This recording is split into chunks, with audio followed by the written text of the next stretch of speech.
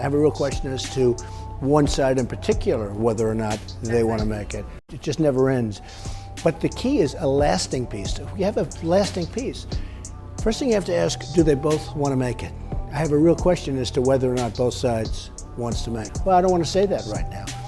I think one side actually would like a deal, and I think the other one maybe doesn't want a deal, to be honest. I don't want to say it. No, look, we show our cards too much in the I wrote The Art of the Deal. We show our cards too much. So if I get into that, I don't want to say this and that, and then they'll come and they'll say, well, Trump is biased one way or the other.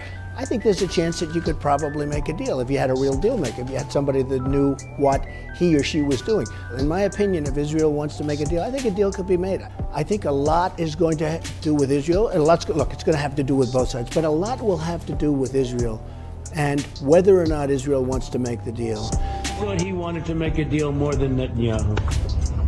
And I will be honest, I had a great meeting with him, Abbas, right? I had a great meeting with him, and we spent a lot of time together, talked about many things, and it was almost like a father. I mean, he was so nice. Couldn't have been nicer.